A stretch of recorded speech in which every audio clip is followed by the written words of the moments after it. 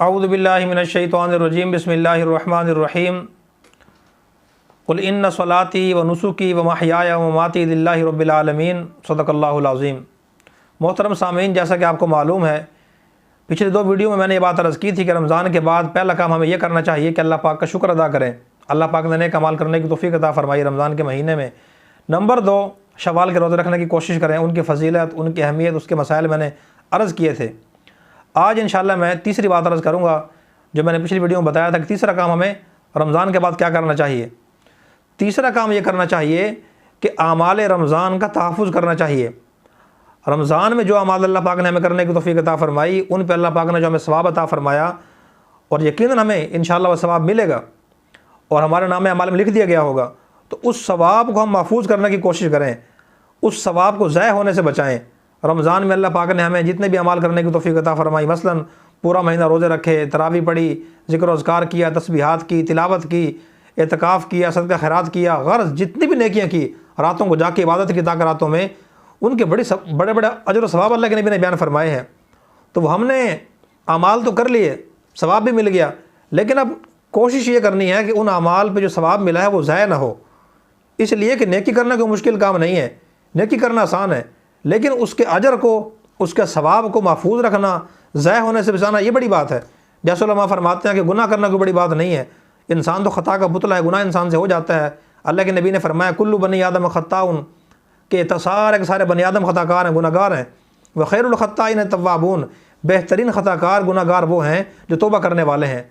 तो गुनाह हो जाना कोई बड़ी बात नहीं, इंसान से हो जाता है और होगा, इसलिए कि अल्लाह पाक जल्ल शानहू ने इंसान में शर का मादा भी रखा है, खैर का भी रखा है। लेकिन गुनाह हो जाने के बाद फिर तौबा कर लेना, अल्लाह ताला से माफ़ी मांग लेना, तौबतन नसूहा कर लेना, आइंदा न करने के पुख्ता आज़म और इरादा करना, ये बड़ी बात है।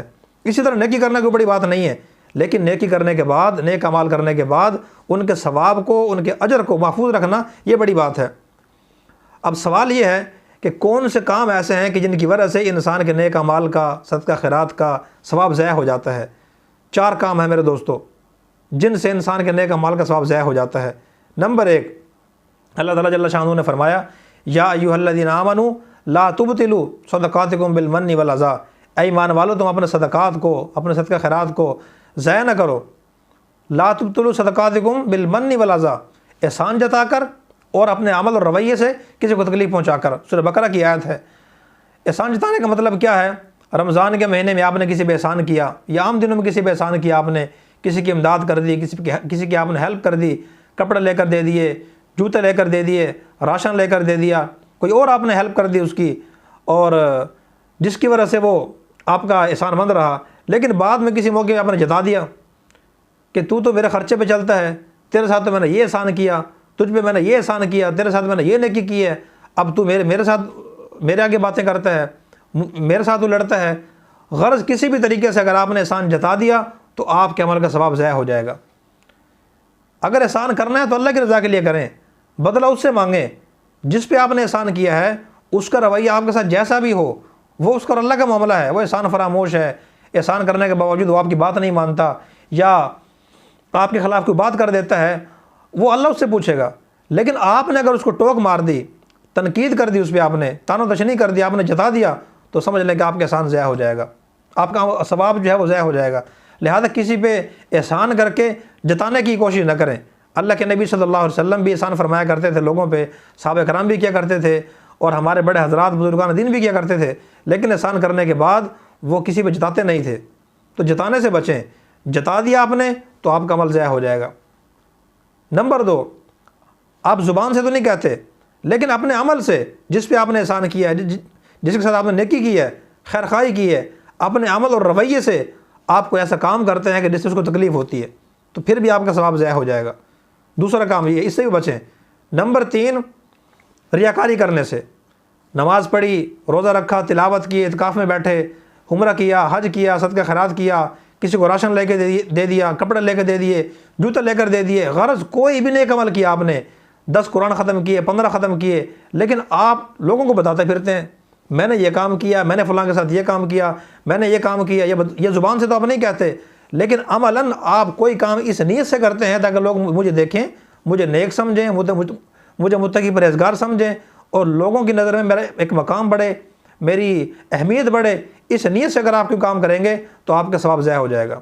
लिहाजा तीसरा काम ये है कि आप रियाकारी से बचें, दिखावा और रियाकारी से बचें।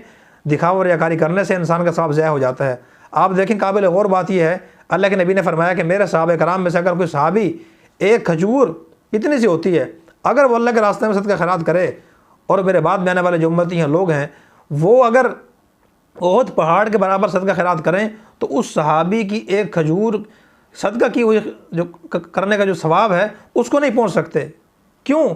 इसलिए कि सहाबा कराम के बारे में अल्लाह के नबी को पता था कि ये 100% इखलास से करते हैं, और अल्लाह के यहाँ हर अमल की कबूलियत के लिए इखलास शर्त है। अल्लाह पाक अमल को नहीं देखते कि अमल कितना बड़ा है, ना उसके वज़न को देखते, ना उसके हुजम को देखते हैं कितना ज़्यादा इसने किया है। अल्लाह पाक तो नीयत और इखलास को देखते हैं। नीयत हो, इखलास हो, अल्लाह की रज़ा के लिए हो, छोटा अमल हो, छोटा सदका खैरात हो, छोटी पैमाने पे नेकी हो, अल्लाह पाक कबूल फरमा लेते हैं।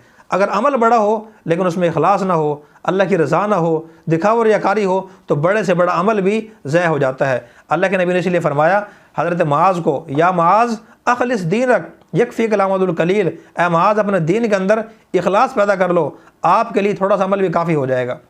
तो लिहाजा मेरे दोस्तों और भाइयों, रमज़ान के महीने में जो नेकी आपने की हैं, या आइंदा भी अल्लाह पाक जो करने की तौफ़ीक़ अता फ़रमाएँ, वो सारी नेकियां इंसान अल्लाह की रज़ा के लिए करे, उनमें दिखावा रियाकारी नहीं होनी चाहिए। एक हदीस में आपने फरमाया, जिसने दिखावे के लिए नमाज़ पढ़ी उसने शिरक किया, जिसने दिखावे के लिए रोज़ा रखा उसने शिरक किया, जिसने दिखावे के लिए सदका खैरात किया उसने शिरक किया।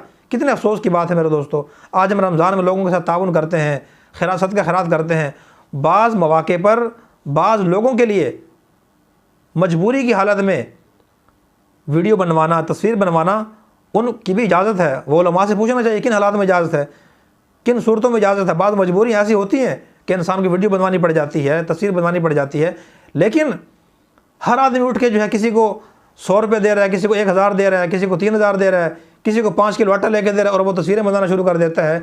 इससे मेरे दोस्तों और भाइयों, गरीब लोगों की, नादार लोगों की, यतीमों की, मस्कीनों की और सफ़ेद पोश लोगों की इज़्ज़त नफ्स मजरू होती है।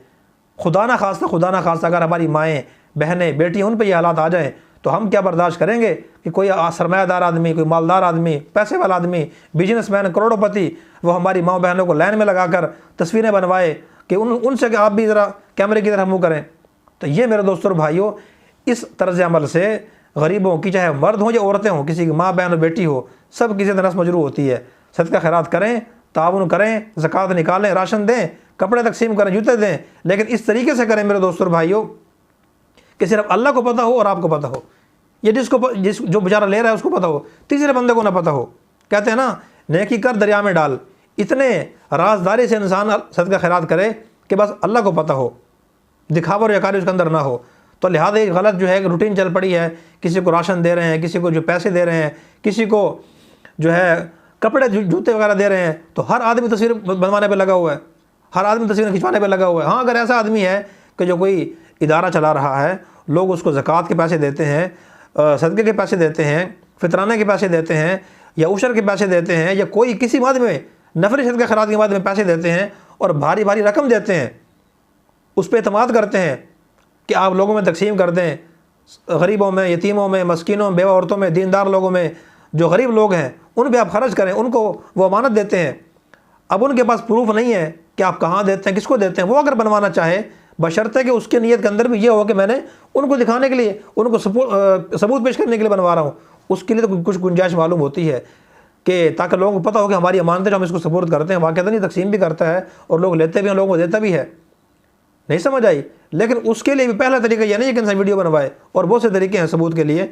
इंसान इंदराज कर सकता है, अंगूठा लगवा सकता है, और शनाख्ती कार्ड नंबर ले सकता है, दीगर बहुत से तरीके हैं। लेकिन एक बिल फ़र्ज़ वाला महाल अगर करनी भी पड़ जाए मजबूरी में, तो इंसान उनके लिए तो गुंजाइश है। हर आदमी जो है तस्वीरें बनवाना शुरू कर दे, औरतों घर बुला के, दुकान पे बुला के, दफ्तर में बुला के उनके रस्म मजरू करना, राजदारी न रखना, तो ये मेरे दोस्त सारी बातें इखलास के ख़िलाफ़ हैं। तो हर अमल अल्लाह की रज़ा के लिए करना चाहिए। दिखावा और रियाकारी से किया गया अमल जो है उसका सवाब ज़ाया हो जाता है। तो तीसरा काम हम ये करें कि रियाकारी से बचें, इखलास के साथ करें। जो आयत मैंने पढ़ी है उसमें अल्लाह पाक ने ये बयान फरमाया, ऐ मेरे महबूब फरमा दीजिए, बेशक मेरी नमाज, मेरी कुर्बानी, मेरी ज़िंदगी और मेरी मौत, हर चीज़ अल्लाह के लिए है। मैं अल्लाह के लिए करता हूँ, बंदों के लिए नहीं करता। अल्लाह पाक मुझे भी, आप सब हज़रात को भी इखलास के साथ हर काम करने की तौफीक अता फरमाए। वाखिर दावाना अल्हम्दुलिल्लाहि रब्बिल आलमीन। बाकी हमें चौथा काम कौन सा है कि जिसकी वजह से इंसान के नेक अमल का सवाब ज़ाया हो जाता है, वो इंशाअल्लाह मैं अगली वीडियो में अर्ज़ करूँगा। अल्लाह पाक हम सब को अमल करने की तौफीक अता फरमाए।